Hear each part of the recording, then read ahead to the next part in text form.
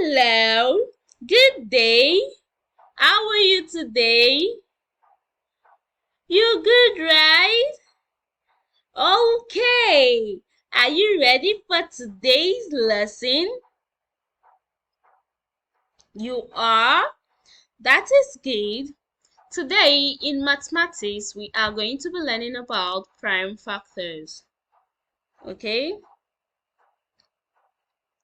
Our topic for today is on prime factors. So today's lesson is on prime factors. Okay? Are we ready for the lesson? That's good. So prime factors are prime numbers. When multiplied together, they give you a specific number. They give you a specific value. Okay? Do we understand that?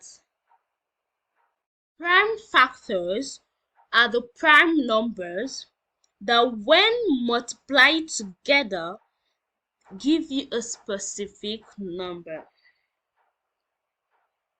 Okay? What do we mean by prime numbers? Prime numbers are numbers that can only be divided by itself, by one and itself. Okay? Prime numbers are numbers that can only be divided by one and itself without a remainder. These prime numbers can be used to divide other numbers, but no other number can divide them. Okay? Do we understand that? These numbers cannot be divided by any other number without leaving a remainder. So only them can divide themselves. And the prime numbers we have 2, 3, 5. 2 can only divide itself, right? No other number can divide 2. 3 can only divide itself. No other number can divide 3. Can you use 2 to divide 3? If you use 2 to divide 3, there will be a remainder. So it cannot be divided evenly. So prime numbers are numbers that it can only divide itself. Because if any other number divides it, there will be a remainder. Okay? 5, 7, 11, 13, 17, all these are prime numbers because they can only divide itself. No other number can divide them. They can be used to divide other numbers, but no other number can divide them. Do we understand that? Good. So we are going to be finding prime factors of different numbers, okay? Remember, prime factors are the prime numbers that when multiplied together, they give you a specific number. That is your given value you have. So to find a prime factor of a number, you break down that number into the product of prime numbers, okay? We are to express 60 in prime factors. So we are to break down 60 in the product of prime number. We start with the smallest prime number when dividing, okay? So 2 is the smallest prime number. We start with 2. 2 divided by 60 is going to give us 30. 2 can still go into 30, so we use 2 again. 2 in 30 is going to give us 15. 2 cannot divide 15. There will be a remainder. So we move on to the next prime number. And our next prime number is 3. We cannot say 4 is a prime number because 2 can divide 4, right?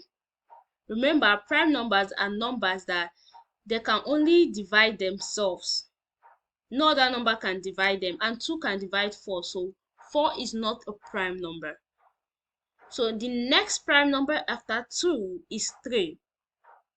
Only 3 can divide itself. So 3 in 15, it will go. 3 divided by 15 is 5. Okay? Now 3 cannot divide 5. 5 can only divide itself. So 5 divided by 5 is 1. So the prime factors of 60 are 2 times 2 times 3 times 5. 2 times 2 times 3 times 5. It can be written as 2 raised to power 2 times 3 times 5, which is 2 times 2. This 2 raised to power 2 is 2 times 2. Okay? 2 raised to power 2, 2 in 2 places. Do we understand that? So the prime factors of 60 is 2 raised to power 2 times 3 times 5. These are prime numbers, right? So we have found the prime factors of 60. Okay? Let's look at more examples. Express 48 in prime factors. We have to look for the prime numbers of 48, then when multiplied, it will give you 38. So the prime factors of 48, we are going to start with 2. Can 2 go into 48? Yes. When 2 go into 48, it will give us 24. Can 2 go into 24? Yes. When 2 go into 24, it will give us 12. And 2 can also go into 12. When 2 go into 12, it will give us 6. And when 2 go into 6, it will give us 3. 2 cannot go into 3 because there will be a remainder, right? So we use 3 to divide itself because 3 is the next prime number. So 3 divided by 3 will give us 1. So the prime factors of 48 is 2 times 2 times 2 times 2 times 3. And it can be written as 2 raised to power 4 times 3 because 2 is in 4 places. So it says 2 raised to power 4 times 3. Do we understand that? Good. So we are going to be looking at more examples. Express 75 in prime factors. So we have to look for the prime factors. Write out 75. We start with the smallest prime number. 2 is the smallest prime number. But if 2 go into 75, there will be a remainder. So we can't use 2. We move to the next prime number, which is 3. 3 in 75, it will give us 25. 3 divided by 75 will give us 25. 3 cannot go into 25 no more. So we move to the next prime number, which is 5. 5 in 25 is 5. 3 cannot divide 5. 5 can only divide itself. So you use 5 to divide itself.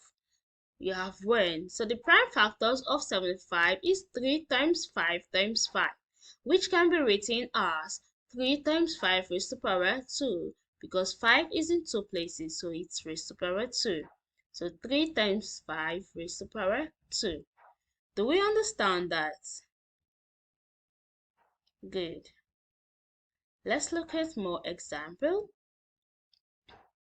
We have express 56 in prime factors. We have to look for the prime numbers that when multiplied, it will give us 56. So 56. We start with the smallest prime number, which is 2. 2 in 56, it will go without a remainder. You have 28. 2 can still go into 28. You have 13. 2 going into 13 is 7. 2 cannot go into 7. There will be a remainder. 3 cannot go into 7. There will be a remainder. 5 cannot go into 7. There will be a remainder. So 7 can go into 7 without a remainder. So the prime factors of 56 is 2 times 2 times 2 times 7, which can be written as 2 raised to power 3 times 7 because 2 is in 3 places. So 2 raised to power 3 times 7. We understood that, right? Good. Remember, prime numbers are numbers that can only divide itself. If any other number wants to divide that number, there will be a remainder. It won't go. So prime numbers are numbers that can divide themselves evenly without a remainder. They can also divide other numbers without a remainder, but no other number can divide them. Okay? No other number can divide 2. No other number can divide 7 except 7. Do we understand that? If 2 want to divide 7, there will be a remainder. That is what we mean. So only itself, only the number can divide the number. Do you understand that? And prime factors are the prime numbers that when multiplied together, they will give you a specific number. Just like 56, we looked for the prime factors, which are the prime numbers 2 times 2 times 2 times 7, that when multiplied, it will give you 56. So if you multiply these numbers, they will give you 56. 2 times 2 times 2 times 7 will give you 56. Okay? Do we understand that? Let's look at more example. Express 90 in prime factors. 90. We start with the lowest prime number. 2 can go into 90 without a remainder. You have 35. Can 2 go into 45? No, there will be a remainder. So you use the next prime number, which is 3. 3 in 45 will give you 15. 3 can still go into 15, so you use 3 again. 3 in 15 will give you 5. Okay? 3 cannot go into 5, there will be a remainder, so you use 5. 5 in 5 is 1. So the prime factors of 90 is 2 times 3 times 3 times 5. It can be written as 2 times 3 raised to the power 2 times 5. Do we understand that? We do understand that, right? Good. Okay, so we're going to be looking at the last example. Express 105 in prime factors. So we start with the smallest prime number. 2 cannot go into 105. If 2 go into 105, there will be a remainder. So we use the next prime number. The next prime number is 3. Can 3 go into 105? Yes. If 3 go into 105, you have 35. If 3 divide 105, you have 35. Can 3 go into 35? No, there will be a remainder. So you use the next prime number. The next prime number is 5. Can 5 go into 35? Yes. 5 going to 35 is 7.